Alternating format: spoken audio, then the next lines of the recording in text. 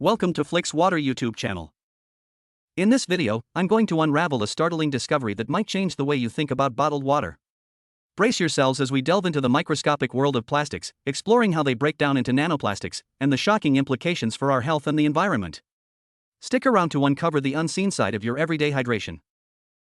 Before we start, can you please click the subscribe button below? We really need your support to develop this channel and publish more and more videos. Just one click on the subscribe button, you are helping us and we really appreciate it. Again, we really need your help. Please click on the subscribe button below. Thank you. But here's the kicker: recent advancements in technology have unveiled a whole new layer of the plastic problem: nanoplastics. These are the offspring of microplastics that have broken down even further. And guess where they've been found? Yep, you guessed it, in bottled water. A new study, just published in the journal Proceedings of the National Academy of Sciences, reveals that a single liter of bottled water contains around 240,000 detectable plastic fragments on average.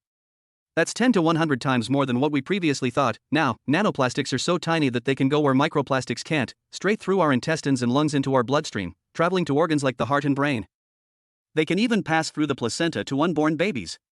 The potential health effects of this are still largely unknown, and scientists are scrambling to understand how nanoplastics might impact various biological systems. The study used a cutting-edge technique called stimulated Raman scattering microscopy to count and identify these minuscule particles in bottled water. They tested 3 popular brands in the United States and found 110,000 to 370,000 particles per liter, with a whopping 90% being nanoplastics. What's more concerning is that the 7 plastic types they specifically looked for only accounted for about 10% of all the nanoparticles found. The rest? A mystery. They could be in the tens of millions per liter. And we have no idea what they are. This revelation raises questions about the broader impact of nanoplastics beyond bottled water.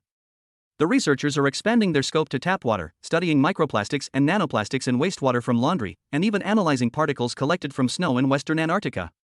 They're also teaming up with health experts to measure nanoplastics in human tissues and explore potential developmental and neurological effects.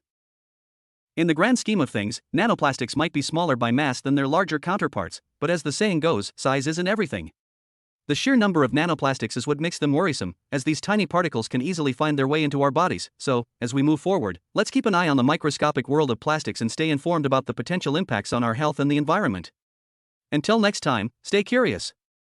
Please hit the like, share, and subscribe buttons below to support us if you like this video. Thank you and see you in next videos.